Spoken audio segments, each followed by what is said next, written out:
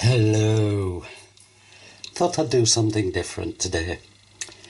I've been detecting for donkey's years. Way back in the 70s.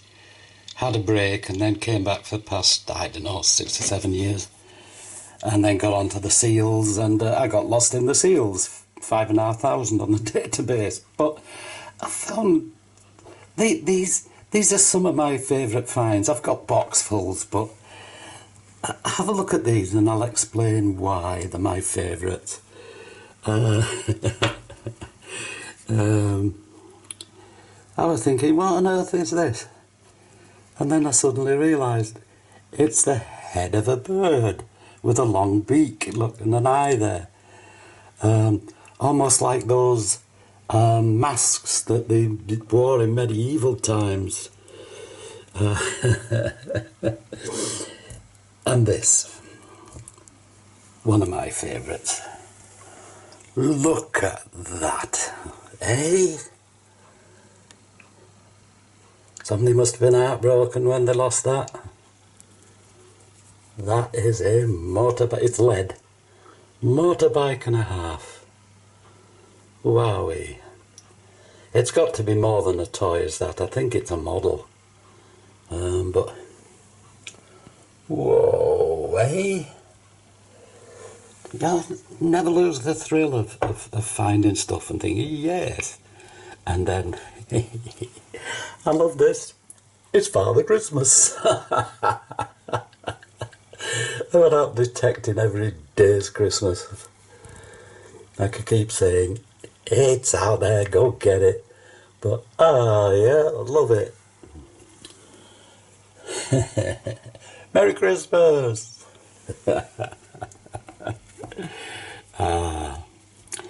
When I'm working up in the mills, up at blubber houses, I have found literally thousands of loom weights, literally thousands. But normally they're a chunk of lead with a bit of iron stuck out, an iron hook out the top. And every blue moon I find one that's all lead, look. It's just made out of a piece of lead. And to me that is strange. That's odd. I like that.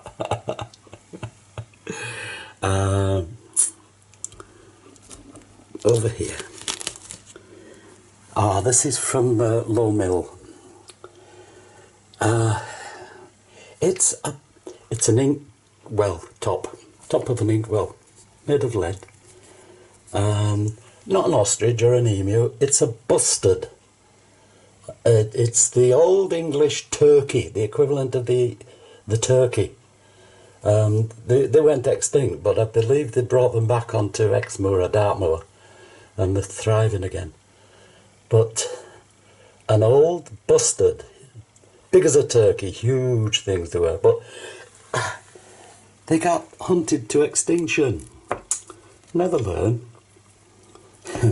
As you're aware, I've got about 5,500 seals on the database, but this, to me, this is, I love this. This is a cloth seal. It's not a flax bale seal, and it's when they've made the cloth, they put these on a cloth bale seal, and that goes through, and then it's pushed tight, and the cloth were in the middle there, but it's gone.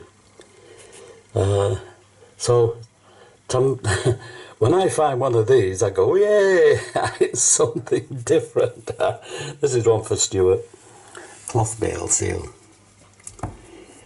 Working up near the apprentice house at Westhouse Mills, come across a lot of toy watches that the orphans had used, toys. But this one flummoxed me. I thought, it's a watch. I thought, figures are upside down, the wrong way around. Then I realised it's a sundial. No, it's a sundial maker. You get some wax, plasticine or clay, and you just put this in and press it in, jink, and then when you take it away, you've got the numbers are all right way around, and the hole is to put your little stick in, your matchstick, and you've got a sundial. Uh, brilliant little... I don't know whether it's a toy or a practical item. But oh, I've got some real stuff from around that apprentice house. Now, what's this? Oh, this is a wolf tooth. Tooth of a wolf. I've got this place out in Bulgaria, and it's near the ancient town of Pliska, the first Bulgarian capital. And I wander through sometimes, and I just found this wolf tooth lying on the ground. Because the place was wick with wolves at the time that the city was on the go. But yeah, you know, an eyes only find. Now, this. First of all, I'll show you that one. This is the handle of a spoon. Got these weird bird's foot markings on it, look. WB. I think that's Russian. I think that's actually Russian, WB. And then this is the complete one. It's a complete spoon, it's just been folded up. They're made out of pewter, of course. There's all your crow's feet, look there. Oh damn, I shouldn't have looked at this. And then it's folded over again, down onto the spoon, and then the spoon's folded over.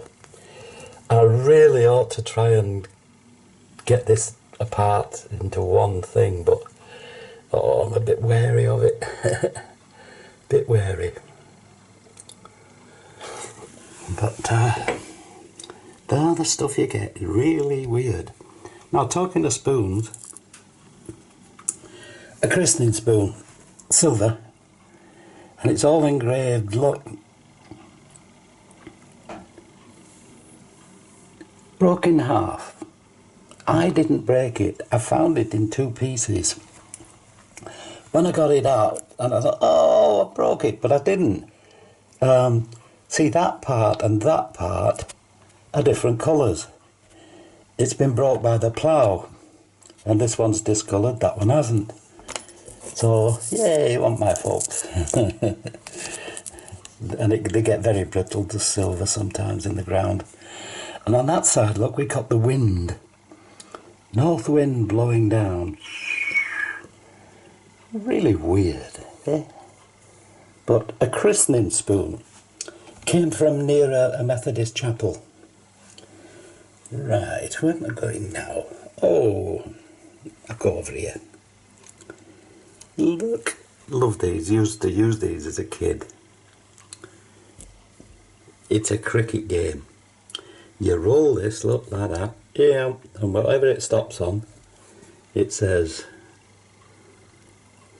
4. Scored 4 runs.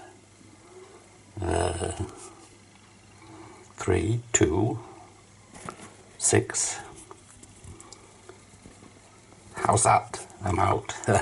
Now there's an appeal that I'm out, and if that happens, you roll this one, and then that one goes like this, and it says, oh, caught, so I'm out.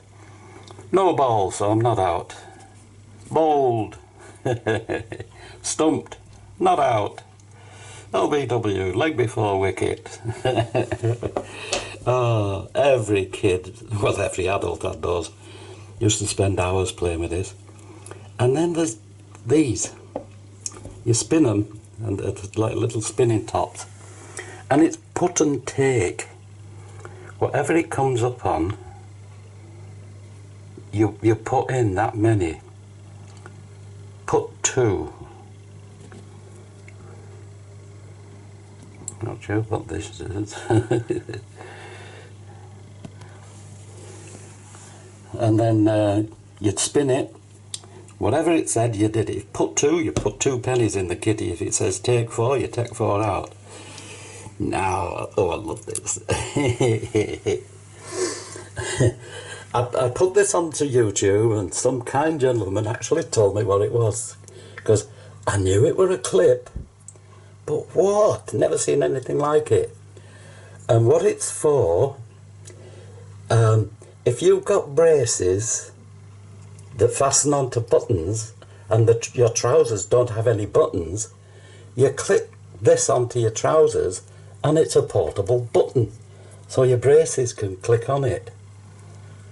Old, you know, we're talking 19th century. Love it. a clip-on button. Now there's a rarity.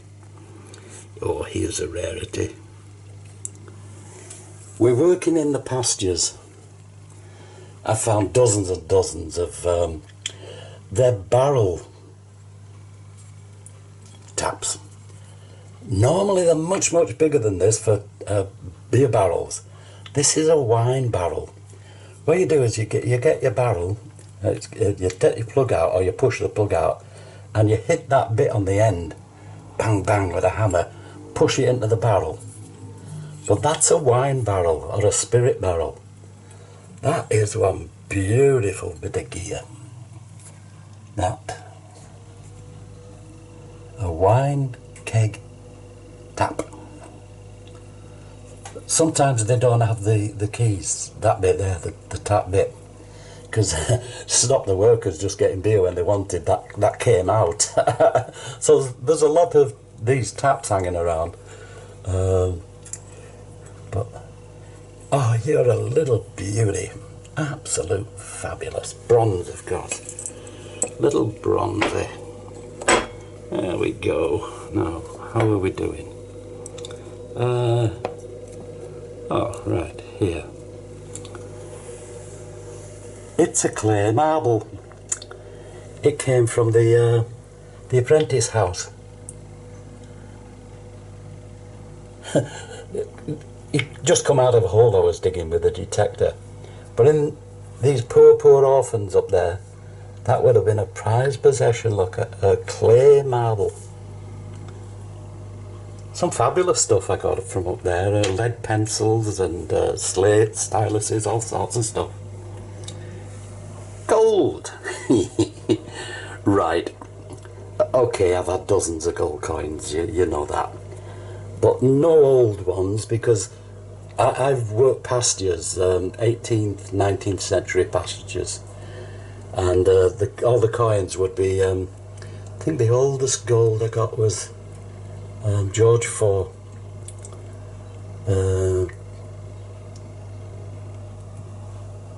I got loads of Vicky. I think George IV's before Vicky. losing me kings and queens. So I got loads of sovereigns and half sovereigns, but never any guineas or things like that. But this little gold appeals to me. I've only got this about a month or two back. It's a sweetheart ring, gold, and it just fit my wife. So she wears it every day now. So hey, chuffy. That's why that appeals. Can't do without the old hammered coins up my neck of the woods. Are like hen's teeth. When I say there aren't any, there are very few. Very few. Sometimes I wish I were down south, I'd be shoveling them up. But up here, if you get yourself a 12 pence, a shilling, Charles First, my goodness. Elizabeth, sixpence. There you are. Charles again, sixpence. Yeah, good looking lad. Another Charles there. Elizabeth the First, threepenny bit, look, with the rose. I think that's an Edward, not sure. That's a Charles penny. Really cropped up. Oh, and a copper one. I like this. There's hammered copper. I thought, oh, got myself a hammered, but it's copper. And it's Robert Lund's, his halfpenny, 1666, from Skipton. Yeah, weird. And then I got 4 of these stuck together. They were stuck in 4s, and they were green and they were grotty, and I just put a bit of Brillo on, and whoa, they come up like crazy. Nice. George the II, George II, Irish. They were Irish labourers over in the fields. 1750. 4 of these together. The one on this end was beautiful, the one on the other end was beautiful, and there were 2 coins in the middle which had been smooth, flat. But when I had a look at them, they had these weird markings on them. So I think they're sort of love tokens. But if you can imagine a perfect George II on one end, 2 of these others, and then a perfect one on the other side. Now I'm going to leave you with this. When this came out, I thought, oh, that's too good. That's too good looking, is that? That couldn't have been in the ground very long. 1927, bronze penny. Thought, oh, George V. 1928, 1 penny. You've heard of a double-headed coin? Well, this one has got 2 tails. That be weird. But it couldn't have been dropped all that long, because it would have been in worse condition than that. But nice. 1927, 1928. Love it. Yeah, these are some of my weird little finds. Some of my favourites. So, like I say, it's out there. Go get it. Till I see you next time, you take care. Hope you enjoyed this. Bye.